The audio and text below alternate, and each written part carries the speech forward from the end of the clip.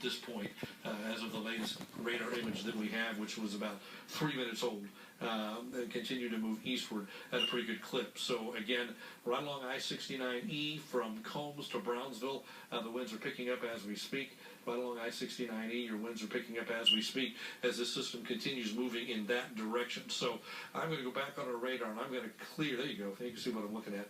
See the mouse right there? We're looking at that right there. The leading edge. That's right along 77. That's where that is. And with the radar on there instead, you see the leading edge of the wind is here, but the rain is kind of back behind it. Still raining here in the mid-valley, but letting it back in the McAllen area as it continues moving toward the east. I'm going to do some fancy drawing and put this on a regular radar for you so you can kind of get an idea what it looks like. And draw like this, okay? Okay, and that's basically, go back to our main radar. This is basically the signature of the rain, what it looks like. I apologize for it being a primitive drawing, but that's what we have. Moving to the east, still at about 25 to 35 miles per hour. I'm going to go 35 on this and track it out to the coast like that and give you your arrival times based on what we're estimating where this stuff is. We're going to be east at about 11:51 and Port Isabel at about 11:56. So 11:51, 11:56 are your arrival times in Port Isabel and also in Laguna Vista. So you can get an idea what time that's headed in that direction. Yeah. So yeah, I have to give that to Carrie. Thank you. So as this continues tracking that way, we are watching for the heavy winds to reach South Padre Island. They're not there yet. Right now, the strongest winds continue to be back right just east of the I-69E corridor. Not quite to Los Fresnos yet. It's coming into Los Fresnos as we speak. Should be there relatively shortly. That's what we're watching for it to get into Los Fresnos in the next few minutes. So once it gets there, that'll give us an idea when we expect it to get to the coast. But right now, the leading edge of the wind is about here, it looks like. We're seeing a lot of lightning in the Brownsville area. We're seeing a lot of rain moving right down the military highway toward Brownsville. And we're seeing it continue to come in.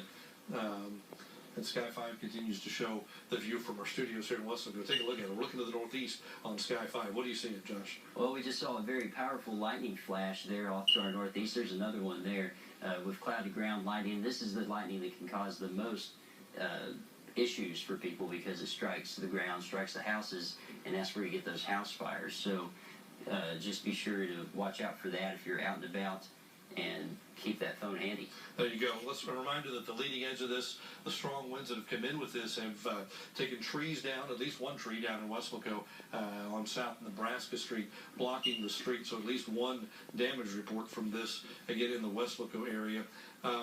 Josh, can you check the newsroom and talk to Letty in there and see what other reports they have and haven't come out with those reports so we can give you the latest ground truth on what's going on. Oscar's here, perfect timing. We'll just let Oscar come in and tell us. So, Oscar, speak into my microphone when you get here. just speak into my mic. That's okay. What do you have? Yeah, okay. We've been getting a few calls of people calling in. Where is the stuff happening? And then also reports of damage. And this is south of Donna. I just got a call from a gentleman who lives in Scissors. Okay. So he reports trees down in all the trees in his yard down, and also in his neighbor's yards. So he says something came by through here that was bad and serious. Okay, I think, and that's the area, and that's South Donna, out near Alamo, in that area where we saw the 60 to 70, 75 mile per hour winds with the leading edge of that, and that's some good ground truth on that. So that's just one spot. Yeah. So. Yeah, I know. So out of my house, we got a report of a big branch down. So just a little FYI. Yeah. Well, that's. I'm sending you a picture of that. So well, some work to do when I get home. We'll get a rainfall report from the other Oscar down there, right? Yeah, I'm sure we will. Thank you for the update, Oscar. We appreciate it. We appreciate it. What do you have? What do you have? Okay. We can look at. What do you have, Letty? We've just got some video here, Tim Smith, and we're trying to actually plug it up to the computer so we can get you some, but look at all the high, strong winds and heavy rains there in McAllen. What I went through there a little while ago. Yes. And somebody just called and reported some strong lightning in Brownsville. So it's already and the Raymondville area as well. Okay. Good video. We'll see if we can get that on the air for you. Taking all these phone calls, we're encouraging everyone to call in. If they see any hail, please send us pictures via Facebook. You can send it to my RGV Letty because I can get them from my phone. So very good. They can do that for us. All right, thank you. Good video. Thank you. Keep it going.